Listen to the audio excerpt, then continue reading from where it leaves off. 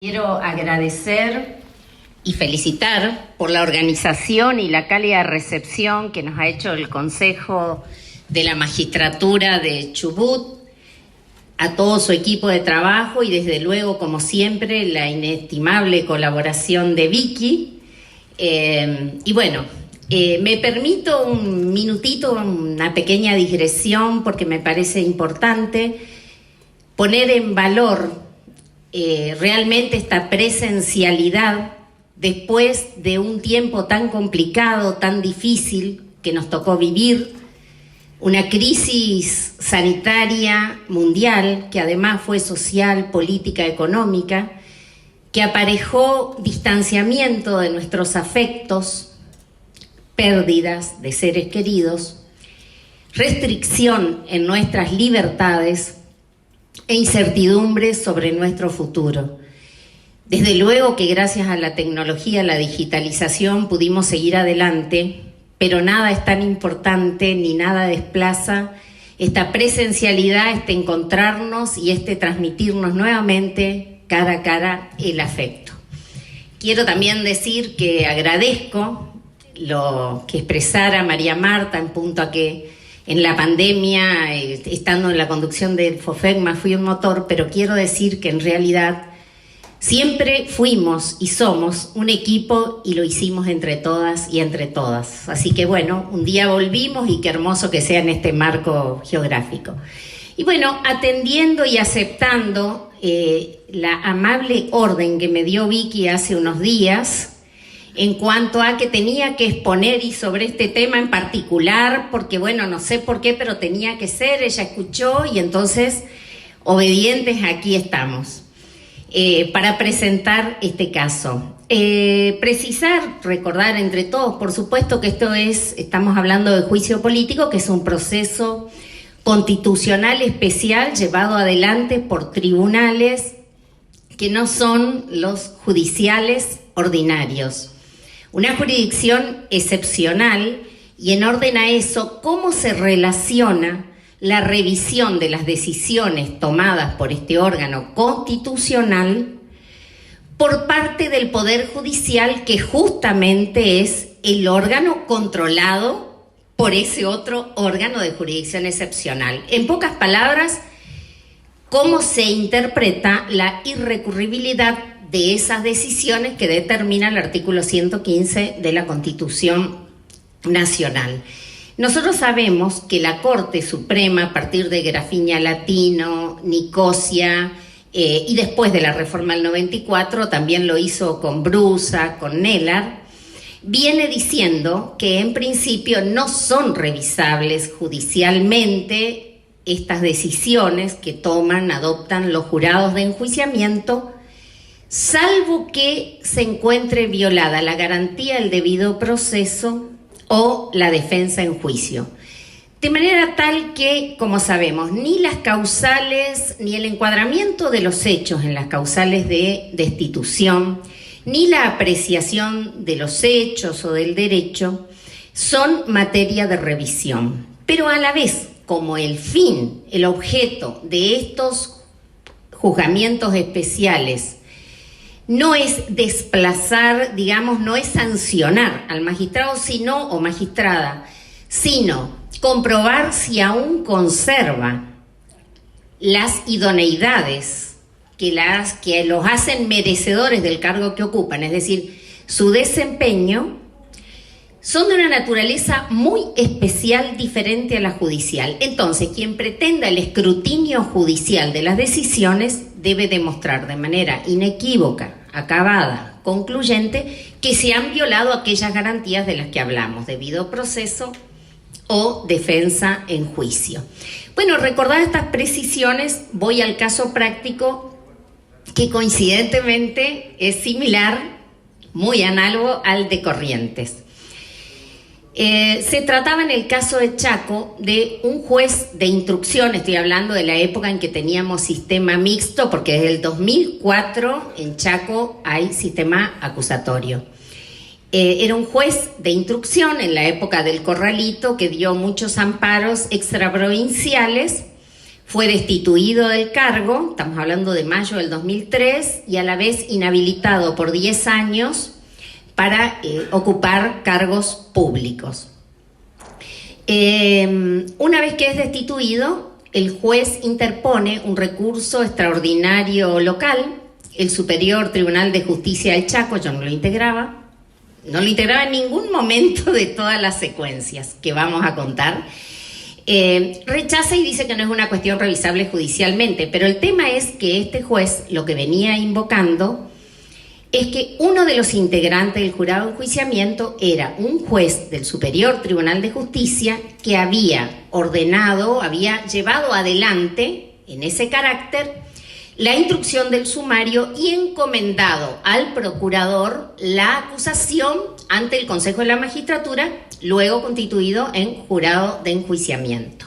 Es decir, que él invocaba la violación de la garantía de imparcialidad. Cuando le rechaza el Superior Tribunal el recurso extraordinario local, plantea recurso extraordinario federal que le es denegado, concedido, pero le es denegado, y él llega a la Corte por un recurso de queja. Entonces, la Corte dice que el Superior Tribunal decidió con argumentos meramente dogmáticos, que en realidad no había analizado en profundidad una cuestión constitucional planteada, que era la violación a la garantía de imparcialidad, y que era insostenible que un Superior Tribunal, que es intérprete final de la Constitución en el orden local, no se haya pronunciado sobre esa cuestión. Eso dijo la mayoría de la Corte.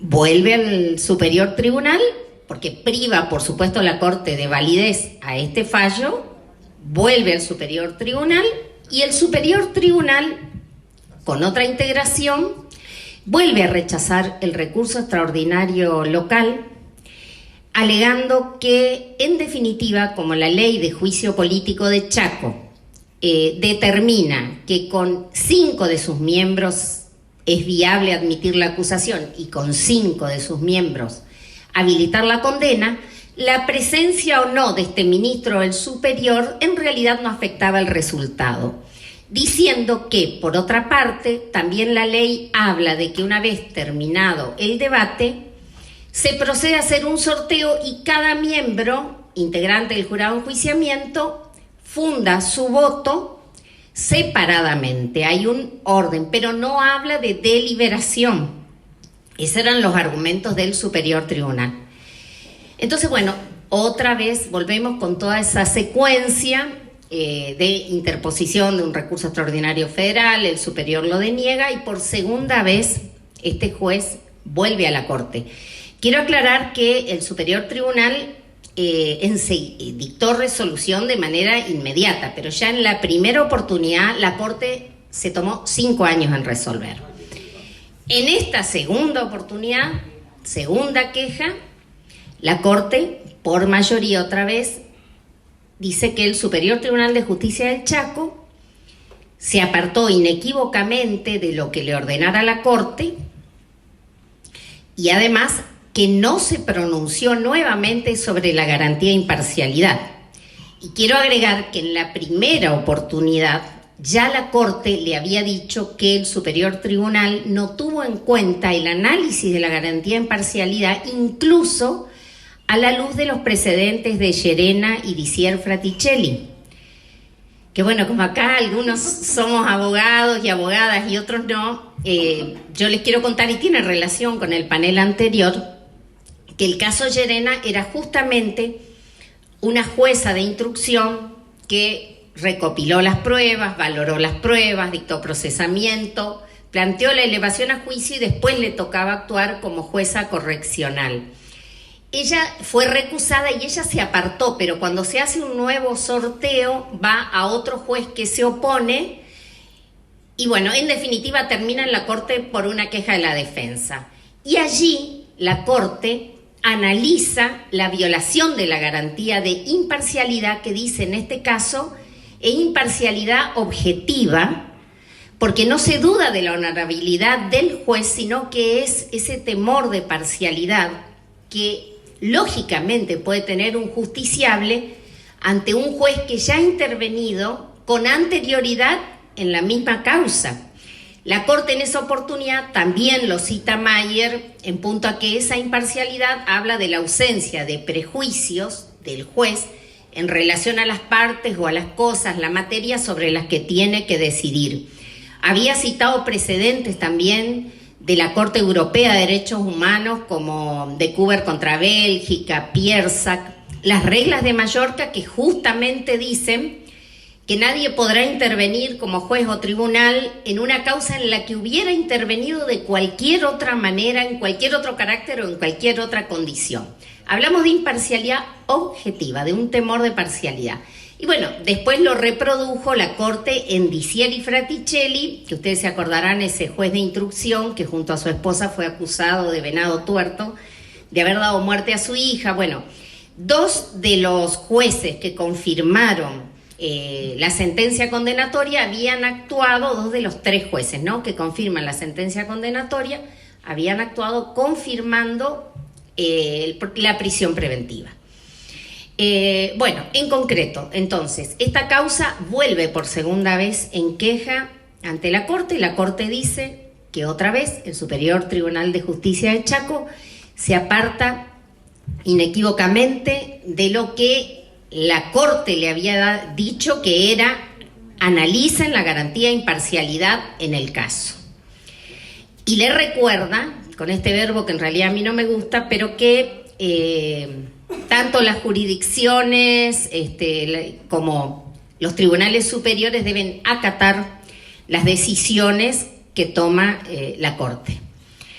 En definitiva, entonces, con ese resultado, vuelve al Superior Tribunal y finalmente declaran la nulidad de lo resuelto por el jurado de enjuiciamiento en cuanto a la destitución del magistrado. A todo esto se dicta una resolución, por supuesto, ordenando que se le abone, porque se había dictado una ley en el interín en Chaco: cuando un juez es suspendido, previa caución, se le abona el 70% del salario y la totalidad de lo que tiene que ver con asignaciones familiares. No se lo restituye al cargo porque sigue suspendido, pero vuelve al jurado de enjuiciamiento para dictar una nueva resolución. El jurado de enjuiciamiento, por mayoría, decide declarar, y eso es lo que corría antes en el caso Fleitas, el nuestro Freite, miren la coincidencia, y Fleitas de ellos no han decidido todavía, creo, están ahí, bueno, están, por mayoría, decide declarar la insubsistencia del proceso. Y argumentan que habían transcurrido ya, en las dos oportunidades la Corte con las dos quejas demoró 5 años, ¿no?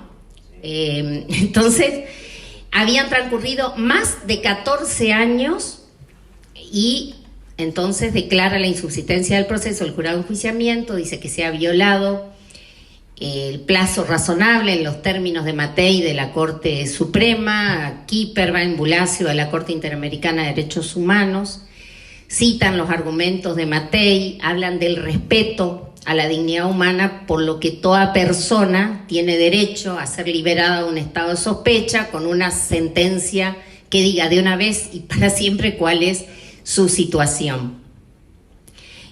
También en un voto concurrente de la mayoría analizan los criterios de la Corte Interamericana para hablar de plazo razonable y violación de plazo razonable. Entonces dicen que debe tenerse en cuenta la complejidad de la causa, que debe tenerse en cuenta cuál fue la actitud del acusado y qué diligencia emplearon las autoridades encargadas.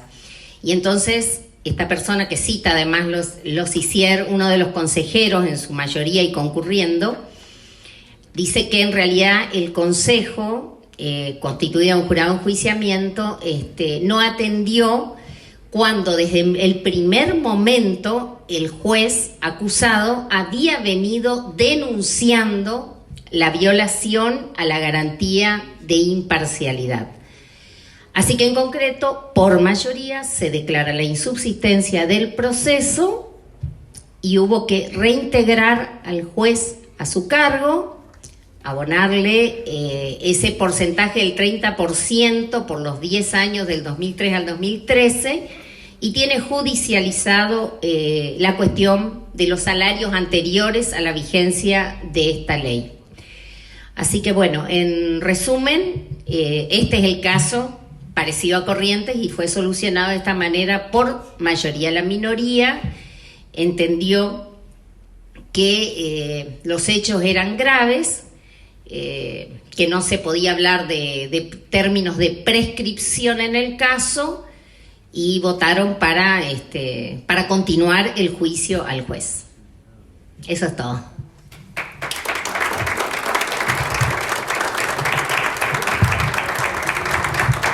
Bueno, agradezco mucho la invitación, señora Presidente, colegas de los consejos y juris de enjuiciamiento.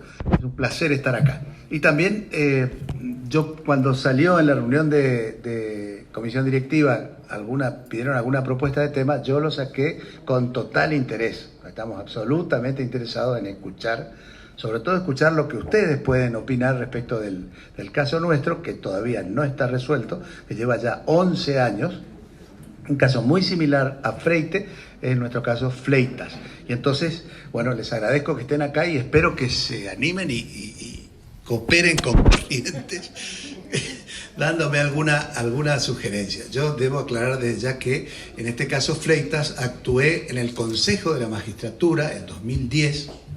Yo fui miembro del Consejo de la Magistratura elegido por los jueces desde 2008 a 2010 y luego pasé al jury de enjuiciamiento, también elegido por mis pares desde 2011 hasta la fecha. De modo que estuve en el Consejo de la Magistratura que acusó a este muchacho.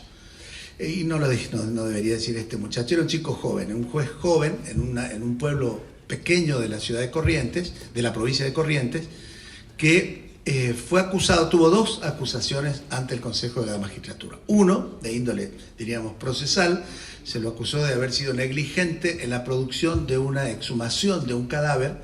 Cuando el cadáver fue exhumado, ya era tarde y los resultados eran prácticamente, no tenían ninguna importancia. Y esa fue una acusación que después no prosperó, porque el fiscal, al momento del jury, no lo acusó de ese caso. Pero el caso de mal desempeño que sí fue tomado en cuenta fue que este muchacho salió a la noche en ese pueblo pequeño a una discoteca, a bailar o a lo que fuera, acompañado, protegido por su guardaespaldas, que era un oficial de policía. En algún momento recién lo hablábamos con el doctor Chaín, que los jueces en general le tienen miedo a las fotos, pero bueno, hay que mirar este caso y permitir que nos saquen fotos por todos lados. Lo cierto es que en el medio del baile se ve que el muchacho, no sé qué edad tendría, pero tendría 30 años, era un juez de instrucción muy joven y muy inexperto por lo visto. Estaba bailando o lo que fuera y dos periodistas del pueblo le sacaron fotos. El juez se enojó, mandó al guardaespaldas que lo zamarree al periodista, le sacó la cámara y no contento con eso lo metió preso toda la noche, lo guardó toda la noche, desapareció la cámara y el otro periodista, que era más joven, se zafó de esta noche de calabozo que se comió el periodista. Bueno, esa fue la acusación que prosperó. Por lo tanto, en Corrientes existe un sistema diferente al del Chaco, existe un Consejo de la Magistratura y un jury de enjuiciamiento constitucionales a partir de 2007, pero con funciones diferentes. El Consejo de la Magistratura acusa y el jury lleva adelante el juicio político. De modo que cuando se lleva adelante el juicio político yo ya estaba apartado. Y el juicio se llevó adelante con testigos de todos los colores, con, la causal de mal desempeño que prosperó quedó perfectamente probada. Y también, bueno, los testigos que estuvieron acusaron al juez de este tipo de actividades de mal desempeño en varias ocasiones anteriores. Y el jury entendió que sí, que había incurrido en mal desempeño porque reiteradamente había mostrado una arbitrariedad en su vida privada, un modo de conducirse reñido con el decoro de la magistratura y que no podía continuar en el cargo. Muy bien. ¿Cuál es el error o cuál fue el pecado original de esta causa? ¿Qué es lo que nos lleva casi 11 años? A partir de ese pecado original, la causa se convirtió en un proceso kafkiano. Kafkiano en el sentido, ustedes recordarán la introducción que hace Borges a la Metamorfosis, diciendo que Kafka es un Zenón de Elea. Dice, Kafka es como un regreso al infinito. Zenón de Elea decía que el movimiento es imposible porque la flecha, para llegar de un lado a otro, tiene que primero transcurrir la mitad de ese lugar y después la mitad de ese otro lugar y la mitad del otro y la mitad, hasta que finalmente el movimiento, decía Zenón de Elea, es imposible. Por supuesto, eso es un invento filosófico, por así decir. Diógenes se cuenta que se paró frente a todos, caminó y dijo, el movimiento se demuestra andando. Esta causa se convirtió en un regreso al infinito, es decir, no pudo avanzar nunca. ¿Por qué? Por este pecado original. ¿Qué pasó? El presidente del Consejo de la Magistratura lo nombra varias veces el último fallo de la Corte, yo no lo voy a nombrar, pero el presidente del Consejo de la Magistratura, a la sazón, es el presidente del Superior Tribunal de Justicia. Él llevó adelante la acusación y después, por esos cambios de conformación del tribunal, pasa a ser ministro, es decir, deja la presidencia, pasa a ser ministro y lo nombra presidente del jury de enjuiciamiento. Y este señor comete ese error de presidir el jury que juzgó al juez. De modo que incurre, por decir así, en esa falta de imparcialidad que la Corte, en todos los antecedentes que citó, muy bien, yo la dejé a Emilia disertar primero porque sabía que iba a decir todo lo que yo tengo que decir. El presidente cometió esa falta de imparcialidad al presidir ambos organismos constitucionales. Por supuesto, los abogados defensores lo advirtieron rápidamente, interpusieron el recurso de casación correspondiente, el que fue rechazado por el Superior Tribunal de Justicia. Otro, no diríamos error en este caso sí podemos hablar de una diferente opinión respecto de si era posible o no la casación de ese fallo. Yo lo conversaba en aquel momento con el que era presidente del Superior Tribunal, doctor Rubín, un jurista importante de la provincia de Corrientes, ya fallecido, a quien recuerdo con mucho respeto, y el doctor Rubín me decía que era una cuestión no judiciable y que era una cuestión que no podíamos revisar. Y yo le decía, doctor, abra el recurso de casación, nos vamos a evitar mucho. Yo era en aquel momento muy amigo de él personal, digamos. Se negó rotundamente, la casación le fue denegada, por supuesto se transitó todos los pasos que acaba de mencionar Emilia, se intentó el recurso extraordinario federal, el cual fue denegado, se llegó a la Corte en queja y luego de unos cuantos años la Corte hizo lugar a la 4 o 5 años, hizo lugar a la queja y devolvió el caso a Corrientes. En ese caso, con otro superior, la Corte determinó o dictó la nulidad del fallo del jury de enjuiciamiento. Y ahí vienen una cantidad de interpretaciones posibles, porque bajó al Superior Tribunal de Justicia con otra conformación que determinó que la causa debía volver al jury de enjuiciamiento para que el jury decidiera si iba a acusar de nuevo o no, si iba a llevar adelante el juicio o no.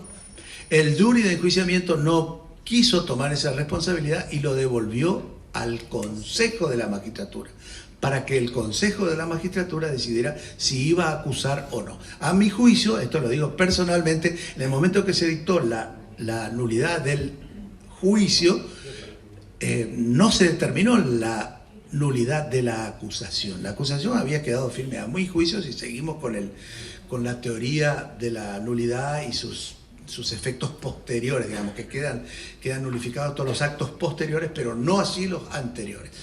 Esa es mi opinión, pero el Consejo de la Magistratura todavía no sabemos qué va a decidir con respecto a eso. Es decir que, nuevamente, en una circularidad que es espantosa, la causa comenzó, dio todo un círculo y volvió a su absoluto origen.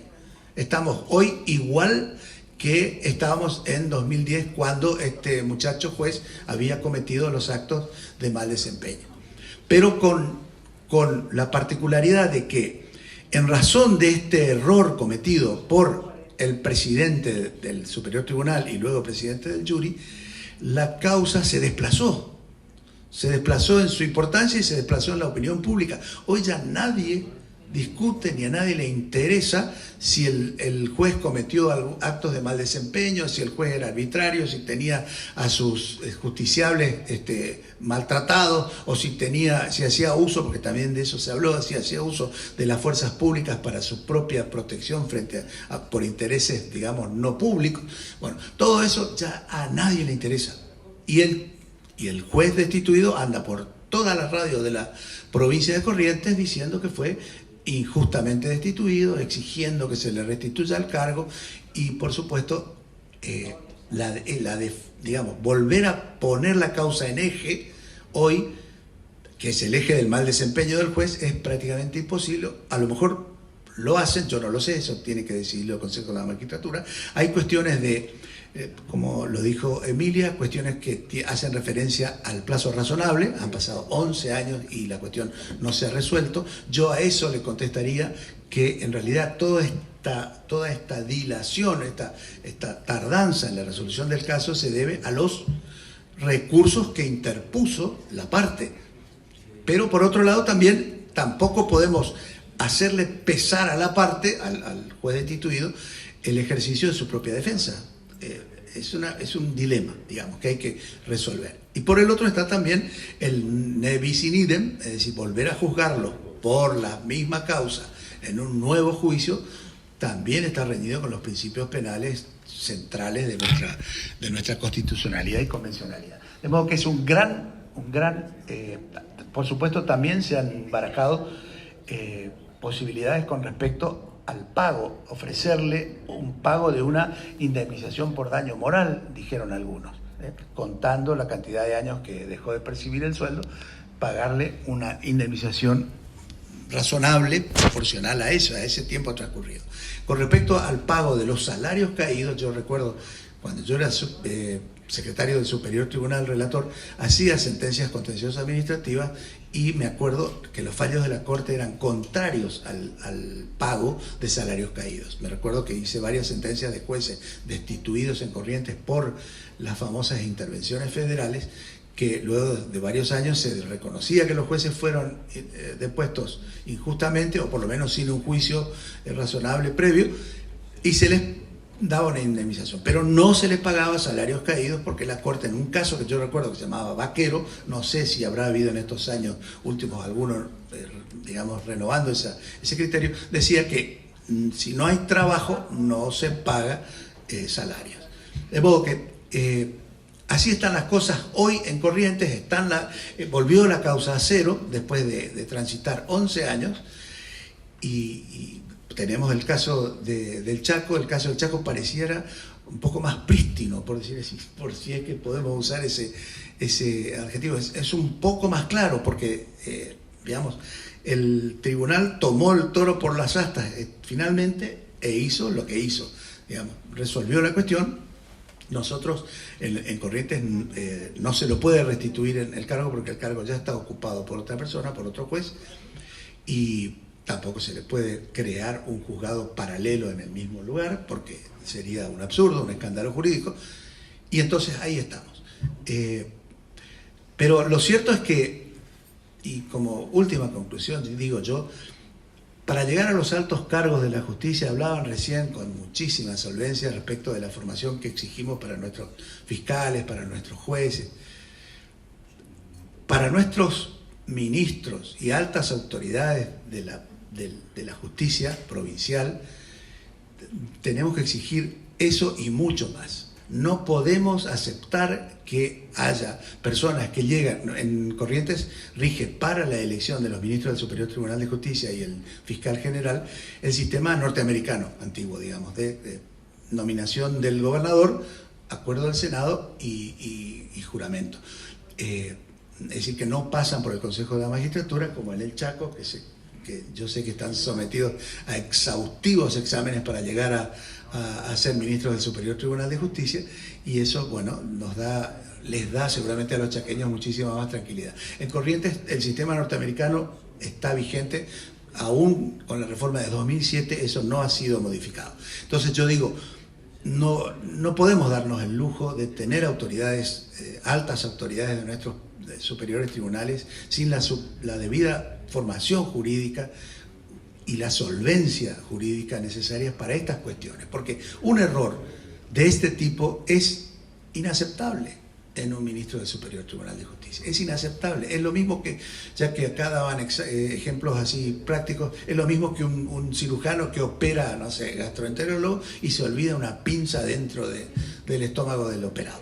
Son errores imperdonables que nos hacen transitar mucho tiempo y nos hacen perder prestigio ante la sociedad. ¿Cómo se le explica a la sociedad que por un error técnico fuerte, nosotros hoy estemos en este dilema? Con un juez que evidentemente debía ser apartado, por lo menos yo así lo sostengo, porque yo en aquel momento lo entendí así, voté a favor de la acusación ante el jury, y lo sigo sosteniendo. Un muchacho que cometió hechos de mal desempeño y no merecía estar en el cargo, y hoy esa cuestión se ha diluido, y nuestro sistema de control de los jueces, a partir de la reforma de 2007, también entra en un cono de desconfianza, en un cono de duda, en un cono de inseguridad, que no nos podemos dar el lujo de que así sea. Por eso es que la solución que obtengamos ahora también puede ser a lo mejor un buen paso para que en el futuro estas cuestiones se eviten. Así que bueno, esa es la diferencia con el caso chaqueño. Estamos río de por medio, somos como Budapest, digamos. Resist cor o corresist, digamos. Dentro de 10 años seremos la misma ciudad. Y bueno, sin embargo tenemos problemáticas similares, y bueno, pero las soluciones parece paradójico, es algo increíble que en esas alturas de la judicatura existan estos problemas tan graves, ¿no? Bueno, eso es todo lo que quería informarles.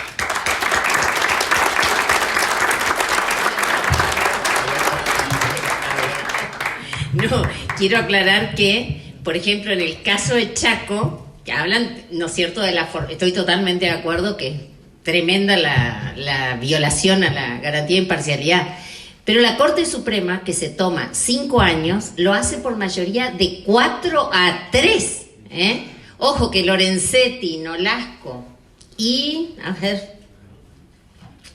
Maqueda, más el dictamen del procurador, decían que había que sostener la destitución porque no estaba violada la garantía de imparcialidad, por los mismos motivos que les explicaba, que después decían que igual con 5 votos se lo podía condenar, que no incidía para nada y que no podía haber contaminado la deliberación ese ministro, porque en realidad es un orden de sorteo de voto fundado. Pero ¿a quién le entra en realidad en la cabeza que un cuerpo colegiado no delibere sobre el resultado y en todos los cuartos intermedios de los juicios? La verdad que es insólito. Aparte, 12 hombres en pugna, uno solo no puede cambiar todo. Sí, y en el caso correntino se agrava la cosa porque el ministro que cometió ese error fue presidente de ambos cuerpos. Y los que hemos sido presidentes de algún cuerpo, yo soy presidente de la Cámara Laboral hace 18 años, tenemos cierta influencia sobre el orden de tratamiento de las cuestiones. El presidente tiene un predicamento sobre el tratamiento de la causa. No digo que tenga la voz cantante, pero tiene predicamento. El doctor Mendocino hoy se refirió a las relaciones intercámara, a ese matrimonio de 3. Yo estoy casado con 2 mujeres, con 2 colegas jueces, y les puedo asegurar que es un juego digamos, ¿recuerdan lo que nos enseñaban en la teoría de los juegos, el dilema de los prisioneros, que si acuso, que si no acuso? Bueno, todas esas cuestiones se tratan en una cámara, y con mayor razón en el jury de enjuiciamiento. El jury de enjuiciamiento no todos en Corrientes son abogados, eso es cierto, o pueden no ser abogados, aunque de hecho en general lo son, porque hay un representante del Senado, un representante de diputados, un representante de la academia y un representante de los jueces y del colegio de abogados. Pero hay 3 abogados, sí o sí, el presidente, el representante de los jueces y el fiscal general, que es el fiscal general de la provincia, actúa en los casos de jury como fiscal acusador. De modo que son cuestiones que a mi juicio, y eso lo digo con total responsabilidad por mi palabra, a mi juicio son imperdonables en un órgano de esa calidad y de esa altura jurídica.